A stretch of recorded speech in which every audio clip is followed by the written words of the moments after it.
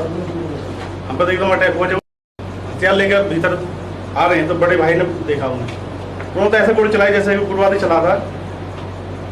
उन्होंने ये नहीं अकेला एक सुंदर भाटी मारना तो सुंदर भाटी मार दो, तो जो भी आ रहा सब मार।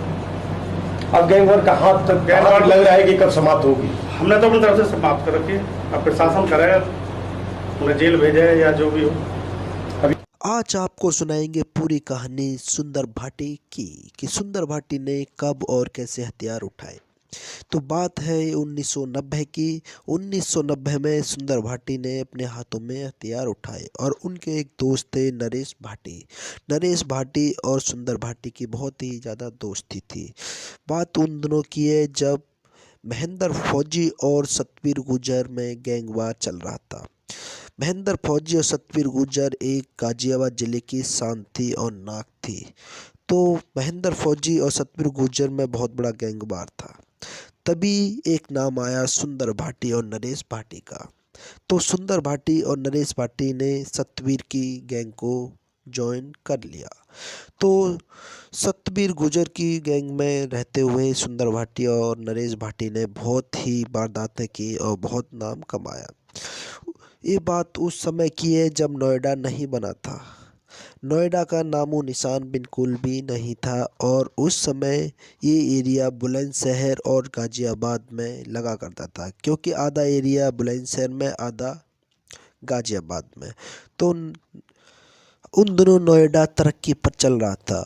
यूनियन ट्रांसपोर्ट और ज़मीनों के रेट महंगे हो गए। तो सुंदर भाटी और नरेश भाटी अवैध वसूली का काम उन्होंने शुरू कर दिया।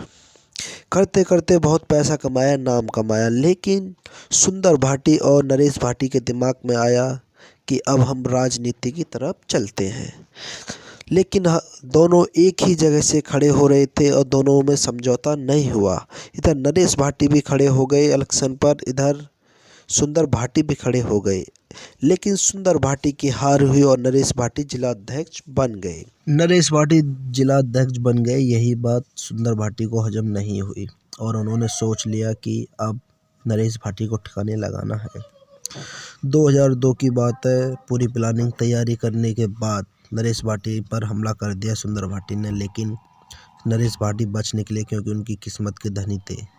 उसके बाद दोबारा प्लानिंग बनाई 2004 में, लेकिन उस समय उनकी किस्मत साथ देने वाली नहीं थी, इसीलिए उनकी तुरंत ही मौके पर मौत हो गई और अन्य 2 साथी भी उनके मारे गए। उसके बाद उनके छोटे भाई रणपाल ने गैंग की कमान संभाल ली। रणपाल ने सुंदर भाटी के एक भाई और अन्य 3 लोगों को मौत के घाट उतार दिया और बहुत ही खौफ छा गया। उसके बाद तुरंत ही 1 साल के भीतर रणपाल का एनकाउंटर करा दिया। लोग बाग तो ये कहते हैं कि ये सुंदर भाटी के सारे पर इनकाउंटर हुआ था 1 करोड़ पर। देखे घर वालों ने ये आरोप लगाया। रणपाल को ख़त्म होने के बाद उनके छोटे भाई नरेश भाटी के सबसे छोटे भाई रणदीप ने कमान संभाल ली और उनके सगे भांजे नरेश भाटी के अमित कसाना और अनिल दुर्जाना ने मिलके कमान संभाल ली। इन्होंने मौत की प्लानिंग सुंदर भाटी की बनाई 2011 में। उनको पता लगा कि उनके साले की शादी में सुंदर भाटी आने वाला है और ये पहले ही जाके जा छुपे और AK-47 से ताबड़तोड़ गोलियां बरसाना शुरू कर दिया। लेकिन सुंदर भाटी की किस्मत इतनी अच्छी थी कि वो उस मौके का फ़ायदा उठा के बच निकला, क्योंकि रात का अंधेरा था और वहाँ पर 4 लोगों की मौत हो गई। 4 लोगों की मौत होने के बाद सुंदर भाटी तो निकल गया। उसके बाद 2013 में सुंदर भाटी को गिरफ्तार कर लिया। उनके ही गांव से पुलिस को खबर मिली कि घगोला गांव में आने वाला है सुंदर भाटी, तो उन्हीं के गांव से सुंदर भाटी गिरफ्तार कर लिया। अब इस समय वो जेल काट रहा है और जेल में बंद है। वैसे जेल से भी एक सुनने में आ रहा है कि और सज़ा भी हो चुकी है। हरेंद्र प्रधान को उन्होंने जेल से ही ख़त्म करवा दिया। उसके बाद उनको उस केस में उम्र कैद की सज़ा हो चुकी है। लेकिन नरेश भाटी पे, जो नरेश भाटी मारे गए थे, वो सुंदर भाटी पर केस दर्ज तो हुआ लेकिन साबित नहीं हुआ कभी भी। और दोस्तों, इस वीडियो के माध्यम से इतना ही बताना चाहता हूँ कि कोई अगर बदमाशी में जाता है तो उसका बुराई होता है, अच्छा कुछ नहीं होता। इसलिए मेरी तो यही राय है कि इस बदमाशी लाइन में ना जाओ तो अच्छा है। कुछ नहीं रखा सिवाय बर्बादी और मौत के। इनकी इतनी बड़ी गैंगवार हो चुकी है कि इनके दोनों घरों में और आपस में जान पहचान 50 से भी ज़्यादा लोग ख़त्म हो चुके हैं। इधर सुंदर भाटी अभी जेल में है। सुनिए नोएडा के डीएसपी ने क्या बोला सुंदर भाटी के बारे में, इस वीडियो में पूरा देखिए आप। 41 मामले दर्ज हैं दिल्ली में, यूपी में और जहाँ भी हरियाणा में। ये 3 स्टेट्स में मेनली मामले दर्ज है। लेटेस्ट आपको बताया एक बादलपुर का मामला था जिसमें अनिल दुजाना के भाई का मर्डर हुआ था। इसके अलावा लोनी का एक मर्डर का मामला है जिसमें वांछित चल रहा है। सिंगराज बहुत इंपॉर्टेंट गैंग मेंबर है और काफी हद तक गैंग का संचालन ये दोनों लोग मिलकर करते हैं। इनके पास भाड़े पे कुछ शूटर्स इनके पास रहते हैं जिनको ये थोड़ा बहुत अमाउंट पे करके उनसे घटनाएं करवाते हैं या खुद इन्वॉल्व होकर घटना करते हैं। मुस्कुरा रहे हैं। इस वीडियो में आप अच्छी तरीके से देख रहे होंगे, सभी लोग देखिए क्या स्माइल दे रहे हैं और डर नाम की बिल्कुल भी चीज़ नहीं है। और आगे सुनिए डीएसपी साहब ने क्या बोला है इस वीडियो में ध्यान लगाकर। थाने की पुलिस ने एक कुख्यात अपराधी जिसके खिलाफ 40 के आसपास आपराधिक मुकदमे हैं और कई वारदातों में संलिप्त रहा है, इसे गिरफ्तार किया जिसमें 50,000 का इनाम था। गाजियाबाद में एक घटना हुई थी जिसमें 4 लोगों की मृत्यु हुई थी। उसमें इसका नाम प्रकाश में आया था और कुल मिलाकर इस पर 50,000 का इनाम, विभिन्न मुकदमों को देखते हुए इसमें 50,000 का इनाम घोषित किया गया था। इस पूरी जो इसको गिरफ्तारी के बाद पूछताछ में जो स्थिति आई है वो ये है कि एक ऑर्गेनाइज्ड तरीके से, संगठित तरीके से ये एक नेटवर्क चलाते थे जिसमें कि रंगदारी वसूल करने का काम था विभिन्न व्यापारियों से लेकर के विभिन्न इंडस्ट्रियल सेक्टर में लोगों से।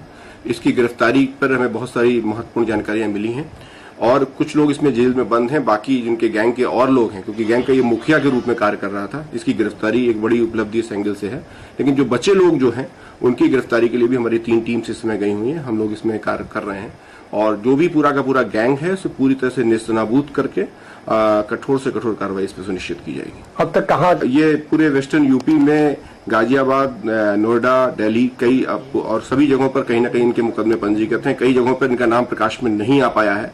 अब जो इनकी प्रारंभिक पूछताछ जो अभी हो रही है उसमें बहुत सारी चीजें और सामने आएंगी और विवेचना में से अग्रिम कार्रवाई की जाएगी।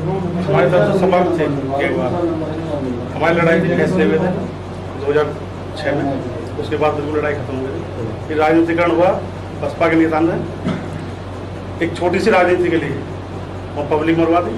शादी में गया था, मेरे साले की लड़की की शादी थी। मैं खाना खा रहा था, पीछे से मेरे भाई ने धक्का मारा, कह रहा भाई मार देंगे। पीछे से 2-3 47 कार्बाइन और गोली चला दिया था दोनों। अब ये तो वो बता सकते हैं कि रुके नहीं रुके। मैं तो हमेशा प्रशासन पर विश्वास करा। प्रशासन तो जानकारी, हम तो अपनी शादी में गए थे, हम पर एकदम अटैक हो जाए, हथियार लेकर भीतर आ रहे हैं तो बड़े भाई ने देखा उन्होंने तो ऐसे गोली चलाई जैसे उग्रवादी चला रहा। उन्होंने ये नहीं अकेला एक सुंदर भाटी मारना तो सुंदर भाटी मार दो, तो जो भी आ रहा सब मार। अब गैंगवार का हाथ तक लग रहा है कि कब समाप्त होगी? हमने तो अपनी तरफ से समाप्त कर रखी है। अब प्रशासन करेगा, उन्हें जेल भेजे या जो भी हो। तो यह थी सुंदर भाटी की कहानी जो मैंने आप तक पहुंचाई है। और आप अगली वीडियो ज़रूर बताएं किसके ऊपर बनाए हम, और पूरी आपको 100% सच्चाई दिखाते हैं। जब तक सच्चाई नहीं मिलेगी, जब तक वीडियो नहीं बनाते, तो आप प्लीज़ बताइए आगे किस पर बनाएं। और चैनल को सब्सक्राइब कीजिए, लाइक कीजिए।